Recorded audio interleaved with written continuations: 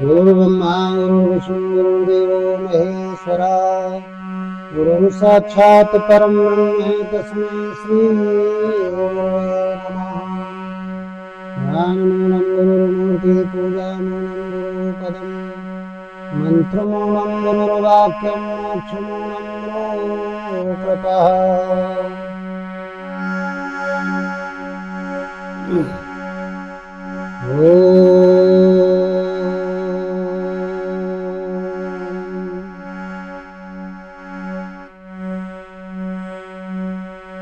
तो अखण्डमण्डलाकारम् व्याप्तेन चराचरम् तत्पदं दर्शितं येन तस्मै श्री गुरवे नमः। बोलिए सद्गुरुदेव भगवान की जय।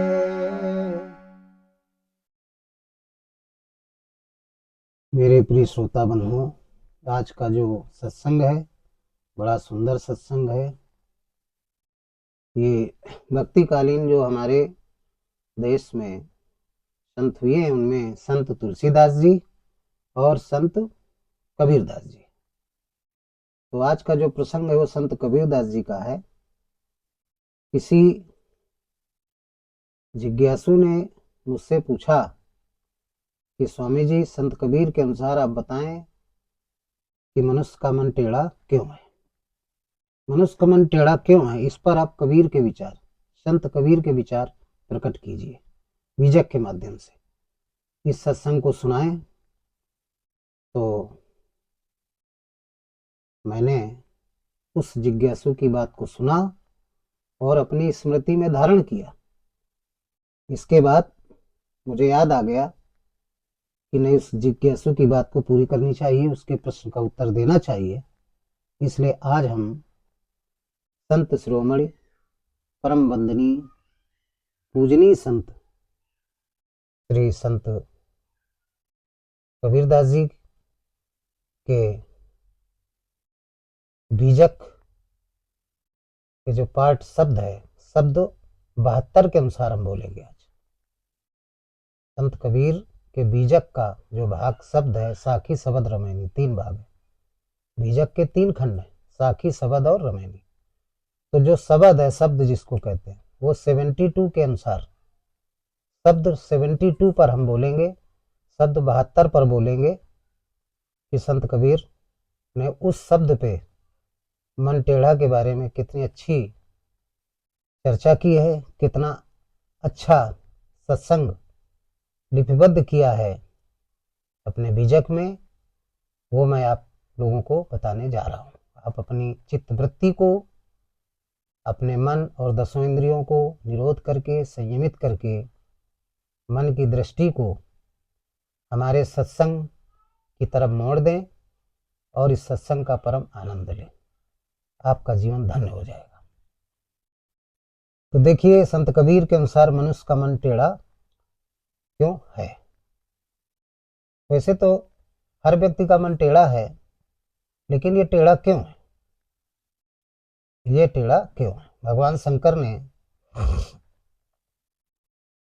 वो संत गोस्वामी तुलसीदास जी ने इसी टेढ़े मन के लिए, टेढ़े मन के खातिर रामचरितमानस में शुरू में ही गुरु की वंदना की है। क्योंकि सदगुरु में ऐसी क्षमता होती है, ऐसी ताकत होती है, जो तत्वदर्शी सदगुरु है, कि मनुष्य के टेढ़े मन को, साधक के टेढ़े मन को, भक्त के टेढ़े मन को सीधा कर सकता है। इसीलिए उन्होंने शुरू में वंदना की है। भवानी शंकरो वंदे श्रद्धा विश्वास रूपणो याम व्याम विना न पश्यन्ति सिद्धा स्वांति स्थित मीश्वरम वंदे बोधमयम नित्यम गुरु शंकर रूपलम यमासितो ही वक्रोप चंद्रा सर्वत्र वंदते।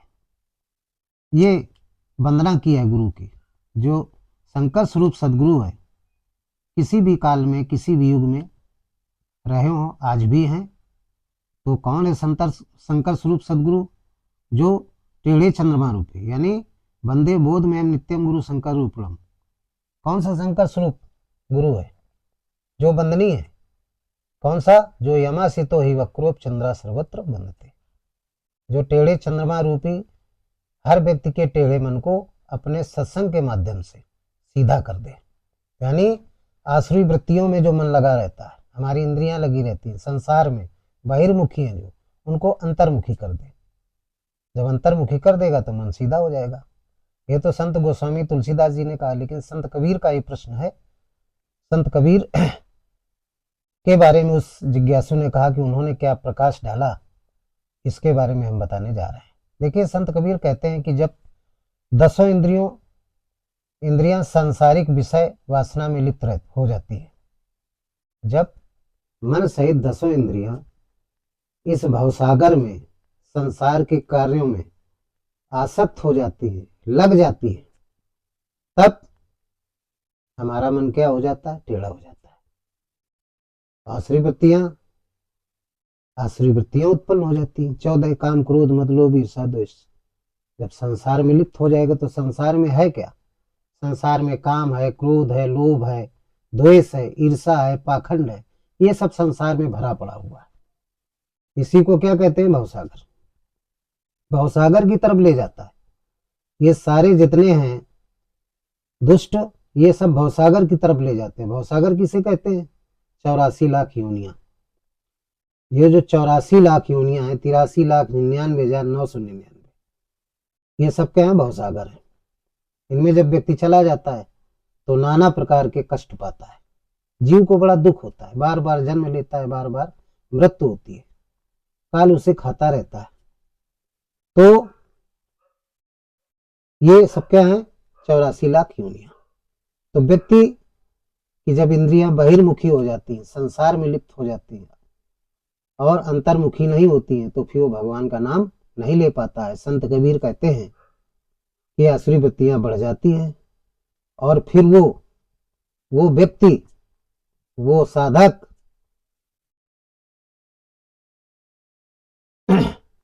इस बहिर्मुखी इंद्रियों के होने वाली जो वृत्ति है, यानी जहाज रूपी शरीर, जो अपना शरीर है ना, ये जहाज रूपी शरीर, ये फिर क्या हो जाता है? टेढ़ा हो जाता है। ये मन टेढ़ा हो जाता है। मन क्या हो जाता है? टेढ़ा हो जाता है। और टेढ़ा हो गया, इसके बाद उस भवसागर में डूब जाता है। कहने का तात्पर्य है, संत कबीर कहना ही चाहते हैं कि सत्य से असत्य के रास्ते में चलने लगता है। तो उन्होंने एक शब्द 72 में लिखा है। क्या लिखा है? बड़ा अच्छा उन्होंने लिखा है, उसको हम पढ़ के सुना रहे हैं अपनी स्मृति के द्वारा, अपनी स्मृति के अनुसार आपको बता रहे हैं। संत कबीर क्या कहते हैं कि 10 द्वार नरक भरी बूढ़े, अतु गंधी को बेड़ा। 10 द्वार नरक भरी बूढ़े, अरे तू गंधी को बेड़ा।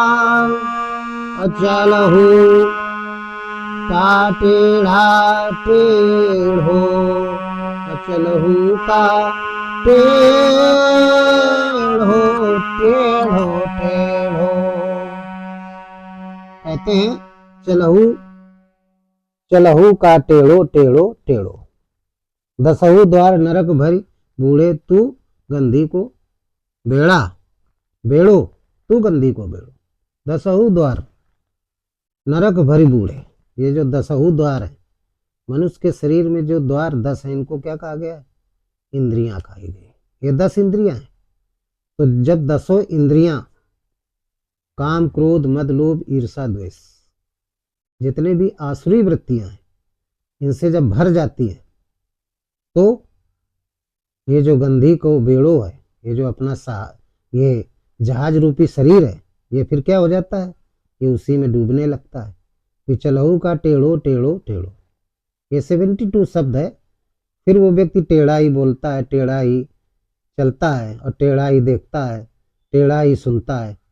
वो सीधी बात नहीं सुनता, सीधी बातें नहीं करेगा, ना मन से करेगा, ना वाणी से करेगा, ना हाथ से करेगा, ना पैर से करेगा, सब उल्टा काम करेगा, सब टेढ़ा करेगा, क्योंकि उसका मन टेढ़ा हो गया।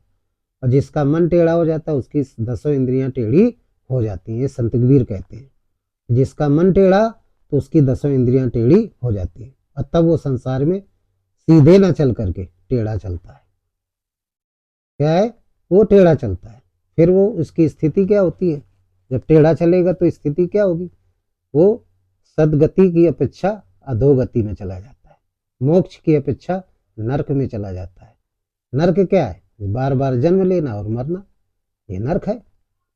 फिर वो 84 में चला जाता है, मनुष्य का जीवन भी नहीं मिलता है उसको। कीड़े मकोड़े, पशु पक्षी, विभिन्न प्रकार की योनियां हैं, उनमें चला जाता है और भड़बड़ाता रहता है। इसलिए संत कबीर ने क्या कहा? ये सारी दुर्दशा किस कारण होती है? टेढ़े मन की तरीके, टेढ़ा मन हो जाने की वजह से। और टेढ़ा मन क्यों होता है? वो तब होता है जब हम अपनी इंद्रियों को बहिर्मुखी कर देते हैं, संसार में लगा देते हैं। वैसे शरीर किसके लिए मिला है मनुष्य का? बड़े भाग मानुष तन पावा, सुर दुर्लभ सदग्रंथन गावा, साधन धाम मोक्ष कर द्वारा, पाए न जेहि परलोक सवारा। ये साधन है, ये कन्वेंस है, जीव और ईश्वर पर्यंत दूरी तय करने का ये कन्वेंस है। जीवात्मा आत्मा से मिलने की दूरी पर्यंत जो दूरी तय की जाती है, उस दूरी को तय करने का, यानी इस स्थूल शरीर को त्याग करके आत्म तत्व में विलीन होने या विलीन जीवात्मा को आत्म तत्व में समाहित करने के लिए ये मानव शरीर ही उपयुक्त है। अन्य शरीरों में व्यवस्था नहीं है, क्योंकि अन्य शरीरों से भजन नहीं किया जा सकता है। मानव शरीर से हम नाम का जप कर सकते हैं, नियत कर्म कर सकते हैं। श्रीमद् भगवद गीता के अनुसार तत्वदर्शी योगी गुरु भगवान श्री कृष्ण, उन्होंने नियत कर्म बताया था। उस नियत कर्म के माध्यम से हम इस भवसागर से पार हो सकते हैं, 84 से मुक्त हो सकते हैं। ये सभी संत कबीर ने कहा। फिर क्या कहते हैं कि ये सारी इंद्रियां जब बहिर्मुखी हो जाती हैं तो मन टेढ़ा हो जाता है। और फिर आगे क्या बताते हैं? कहते हैं शब्द 72 का अगला भाग कि फूटे न नैन हृदय नहीं सूझे, और मति एको नहीं जानी, काम क्रोध तृष्णा के माते, अबूढ़ नियो बिन पानी, अफूटे नैन हृदय नहीं सूझे, और मतिये को नहीं जानी, और काम क्रोध तृष्णा के माते, बूढ़ मुए बिनु पानी। बड़ी अच्छी बात संत कबीर ने कहा, फूटे नैन हृदय नहीं सूझे। फूटे नैन हृदय नहीं सूझे, मत एको नहीं जानी। संत कबीर कहते हैं कि बाहर के नेत्र फूट जाते हैं। जो अपने 2 नेत्र हैं ना, ये भौतिक जीवन के, भौतिक शरीर के जो 2 नेत्र हैं, उनके लिए कहते हैं कि फूटे नैन, ये दोनों नेत्र फूट जाते हैं। और अंदर के हृदय नहीं सूझे, और हृदय के भी सूक्ष्म शरीर है, उसके भी 2 नेत्र होते हैं। स्थूल के 2 होते हैं, ऐसे सूक्ष्म शरीर के हम पहले भी बता चुके हैं कि हमारे 3 प्रकार के शरीर हैं अपने अंदर, स्थूल, सूक्ष्म और कारण शरीर। तो सूक्ष्म शरीर का जो नेत्र है, वो नेत्र सूक्ष्म शरीर के भी नेत्र, अंदर के भी नेत्र, जिनको हम ज्ञान और वैराग्य कहते हैं। कौन कौन 2 नेत्र होते हैं? ज्ञान और वैराग्य, इन्हीं को दिव्य दृष्टि कहते हैं। ये ज्ञान और वैराग्य वो भी काम क्रोध तृष्णा की वजह से नहीं खुलते हैं। काम क्रोध तृष्णा के माते, माते माने बारे, काम क्रोध और तृष्णा की वजह से, माते माने वजह से, बूढ़ मुयो बिन पानी, वो भी बिना पानी वाले संसार में भवसागर में डूब जाते हैं। यानी वो खुल नहीं पाते, वैसे ही बंद पड़े रहते हैं। ज्ञान और वैराग रूपी नेत्र नहीं खुल पाते हैं और बिना पानी रूपी भवसागर में डूब जाते हैं। यानी जन्म मरण के चक्कर में, और जब वो डूब जाएंगे तो फिर ज्ञान वैराग्य नहीं रहेगा, तो भक्ति व्यक्ति नहीं कर पाएगा, आत्मा का चिंतन नहीं कर पाएगा, तो फिर वो 84 में चला जाता है, यानी जन्म मरण के चक्कर में चला जाता है, उसी में पड़ जाता है। बार बार जन्म लेगा और बार बार मृत्यु होगी, मरेगा, जिएगा, फिर मरेगा, फिर जिएगा। इस तरीके से ये क्रम चलता रहता है।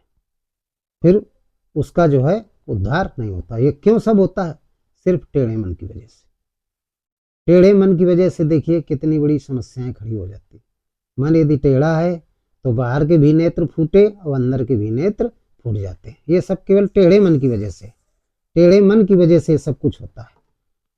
और इसलिए संत कबीर कहते हैं कि जब वो 84 में चला जाता है, दुर्दशा हो जाती, शरीर छूट जाता है, स्थूल शरीर, और फिर जब छूट गया, जीवन भर भजन नहीं किया, मन टेढ़ा बना रहा, खूब आतंक किया, उपद्रव किया, समाज में लोगों को बहुत परेशान किया, इसके बाद उसको ज्ञान नहीं रहता। वो जब सोचता है कि हम कभी मरेंगे ही नहीं, कभी नहीं मरेंगे, ये वो सोचा करता है। लेकिन एक दिन सबको जाना है, मेरे प्रिय श्रोता बंधुओं, सबको जाना है। राजा रंग फकीर, कोई संसार में ऐसा नहीं है जो अमर हो, सबको मरना है। तो फिर क्या होता है कि वो फिर मर जाता है, और जब मर गया तो फिर वो जला दिया जाता है। जब जला दिया गया तो जो उसकी जलने के बाद भस्म होती है, वो भस्म मिट्टी में मिल जाती है। किसमें मिल जाती है? मिट्टी मिल जाती है। और इसके बाद उसको कुछ लोग गाड़ देते हैं शरीरों को, कुछ जला देते हैं, कुछ गाड़ देते हैं। अब कुछ लोग क्या करते हैं, मृत शरीर को बाहर फेंक देते हैं। कुछ तो अग्निदाह कर दिया, कुछ जमीन में दफन कर दिया। जैसे आज भी हमारे इस्लाम धर्म में जमीन में गाड़ा जाता है, ठीक, कुछ को जला दिया जाता है। अब कहीं कहीं हिंदुस्तान में ऐसी प्रजातियां हैं, जातियां हैं मनुष्यों की, कि वहाँ ना जलाया जाता है और ना गाड़ा जाता है, ऐसे खुले में छोड़ दिया जाता है। और जब खुले में छोड़ दिया जाता है तो ये कीमती शरीर, जिसको संत गोस्वामी जी ने लिखा कि बड़े भाग मानुष तन पावा, बड़ा भागशाली, 83,999,999 के बाद ये मानव शरीर मिला है। तो जब बाहर फेंक दिया जाता है तो उसे कौवा, कुत्ते, सियार, जितने भी जंगली पशु हैं, पक्षी हैं, जो हिंसक हैं, मांसाहारी, वो सब नोच नोच के मांस को खाते हैं। ऐसी बुरी दुर्दशा, जो ये विशेष शरीर था, जिसको संत कबीर ने लिखा, ये विशेष शरीर है। सब घट मेरो साइया सुनी सेज न कोय, बलिहारी वो सेज की जा घट प्रकट हो। बलिहारी का है, विशेष का है, इस शरीर को बड़ा भागवान का है, क्योंकि इसी शरीर में भगवान की जागृति होती है, भगवान अवतरित होता है, प्रकट होता है इसी शरीर के अंतःकरण में। और उस शरीर की इस तरीके की दुर्दशा, तो ये क्यों दुर्दशा होती है? मन टेढ़ा की वजह से। इसके लिए उन्होंने एक साखी लिखी, इसको उन्होंने शब्द के रूप में दर्शाया है कि जो जारे तन भस्म होए धुरी, और गाड़े पुर मिट्टी खाई, पसी करे स्वान काग का भोजन तन की रहे, यह बड़ाई। कि जो जारे तन भस्म होए धुरी, और गाड़े पुर मिट्टी खाई, पसी कर स्वान काग का भोजन तन की यह बड़ाई। कर स्वान काग का भोजन तन की यह बड़ाई। जो जारे तन भस्म होए धुर गाड़े किरमित खाई। जब व्यक्ति मर जाता है तो जो जारे तन भस्म, कुछ शरीरों को जला दिया जाता है, जो अभी बताया, और कुछ को जमीन में गाड़ दिया जाता है। धुर गाड़े किरमिट खाई। जब गाड़ दिया जाता है तो किरमिट खाई, बड़े बड़े कीड़े मकोड़े, वो सब इस शरीर को अंदर जमीन के खाते रहते हैं, चुनते रहते हैं। और यदि बाहर फेंक दिया गया तो सीकर स्वान काग का भोजन, और यह तन की बढ़ाई। तन की यह बढ़ाई। सीकर, स्वान, सीकर माने सियार, स्वान माने कुत्ता और काग माने कौआ। ये 3 प्रकार के और भी हैं हिंसक जीव, वो नोच नोच के खाते हैं। संत कबीर कहते हैं कि इतना बड़ाई वाला विशेष शरीर की ये दुर्दशा। क्यों ऐसी होती दुर्दशा? क्योंकि मन टेढ़ा रहा जीवन भर, भगवान का भजन किया नहीं, टेढ़े घूमते रहे, आसुरी वृत्ति में अपनी 10 इंद्रियां और मन को संसार में लिप्त रखा, भगवान के चरणों में नहीं रखा।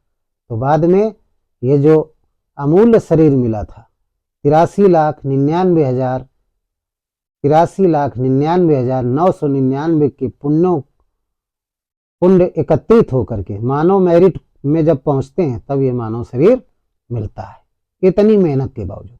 और फिर भी जब मिला तो संसार सागर में अपनी इंद्रियों को, मन को लगा दिया, बहिर्मुखी कर दिया। और संसार में है क्या? काम, क्रोध, मद, लोभ, ईर्षा, द्वेष, राग, पाखंड, ये सब है ये संसार में। तो सब अंदर भर गए, और जब ये अंदर भर गए तो मैं का एक रूप बन गया, समूह बन गया, अहंकार का एक समूह बन गया। सबका राजा है मैं, मोह, ये स्वरूप बन गया।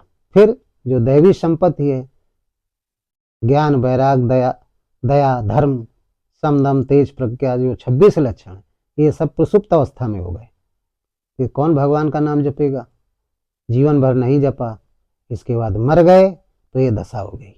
फिर इस तरीके की दशा इस पावन शरीर की होती है। तो इसका मूल कारण है कि उसका मन जीवन भर टेढ़ा बना रहा। तो संत कबीर कहते हैं टेढ़ा मन मत होने दो, सीधा रखो।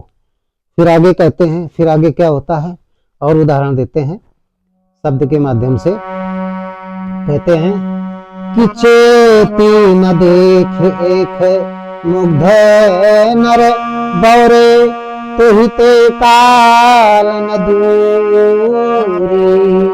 और कोटि न मतन, कोटि न यतन, पर हो यह तन की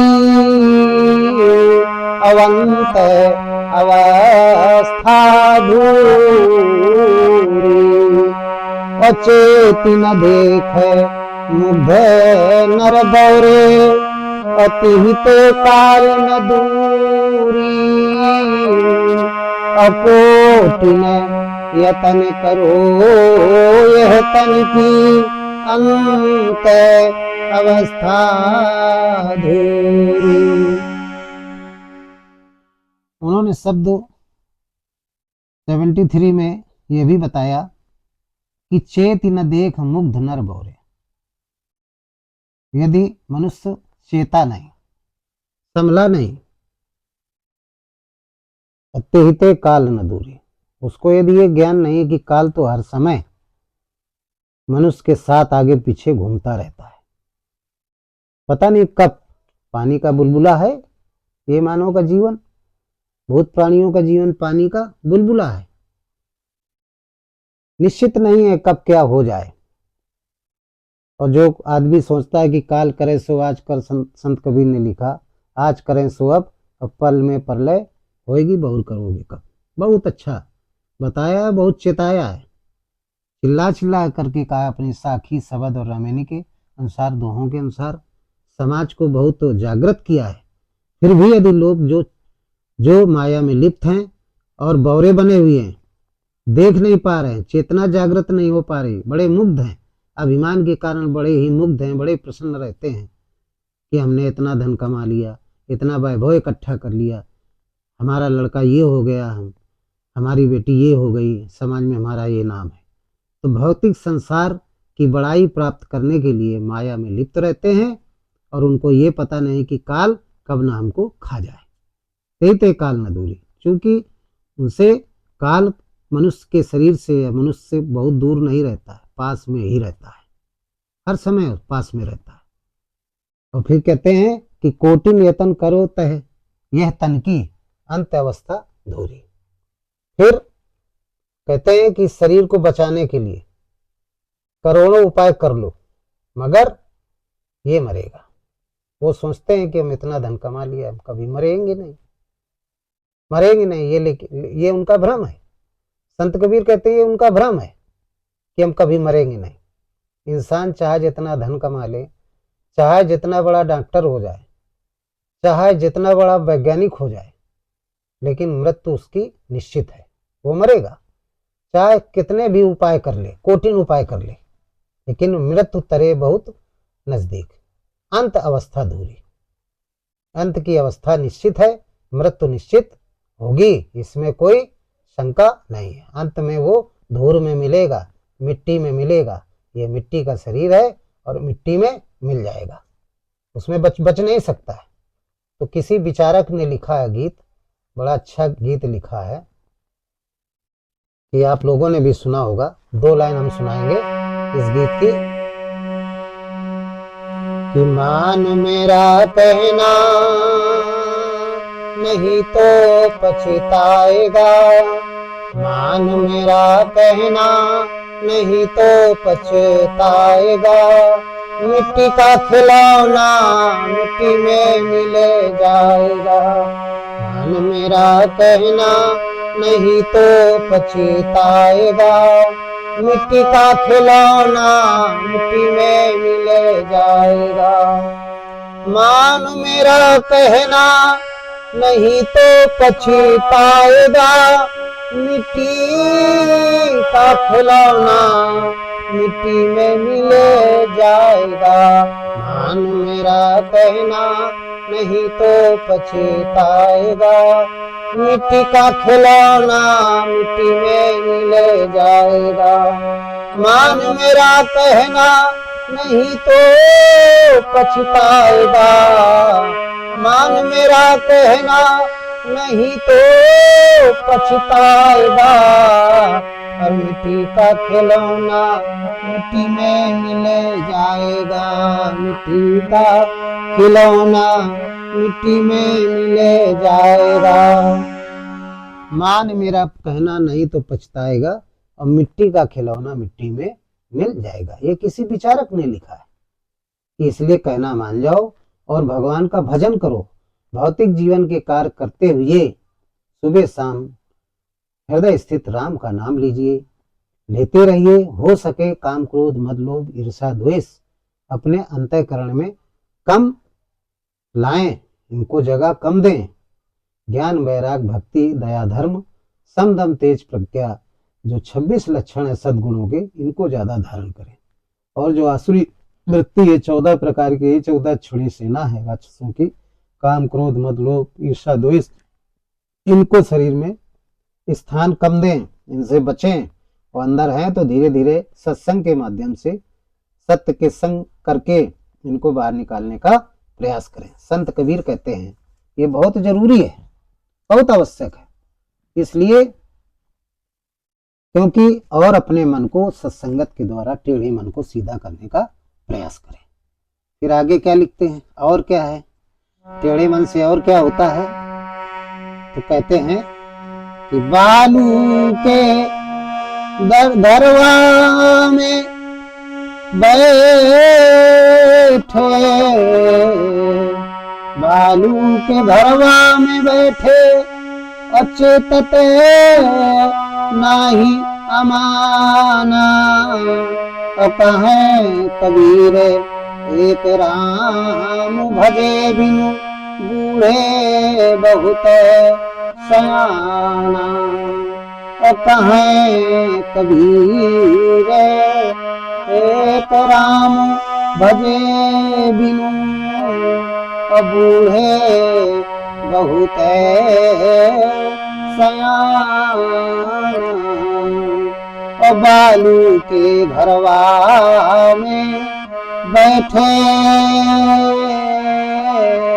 अचेतत नाही अमाना। संत कबीर कहते हैं बालू के घरवा में बैठे, घरवा माने होता है ढेर। बालू के ढेर में मनुष्य बैठा हुआ, पता नहीं कब फुर हो जाए। बालू का ढेर लगाओ और एक हवा का झोंका आ जाए तो कितना भी बड़ा ढेर हो वो उड़ जाता है। इसलिए आप किस में बैठे हैं, बालू के ढेर में बैठे। पानी का बुलबुला है, पता नहीं कब ये शरीर नष्ट हो जाए, शरीर से जीवात्मा निकल जाए। इसलिए चेतत नहीं अमाना, चेत जाइए, अलर्ट हो जाइए, सावधान हो जाइए। कहाँ कबीर एक राम भजे बिन। संत कबीर कहते हैं हृदय स्थित आत्मा राम का भजन करो, बूढ़े बहुत सयाना, और नहीं तो आप इस अहंकार में डूब जाएंगे और आप 84 में चले जाएंगे।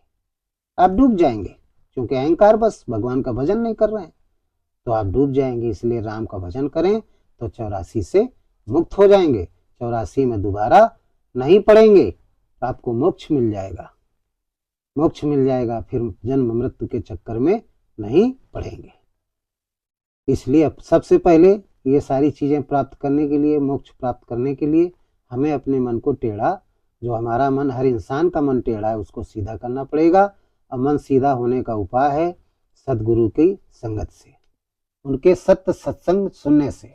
जो सत्य का सत्संग है उसको सुनने से, हृदय स्थित एक परमात्मा का भजन करने से, अच्छे सदग्रंथों को पढ़ने से और सुसंगति से हमारा मन टेढ़ा से सीधा हो जाता है।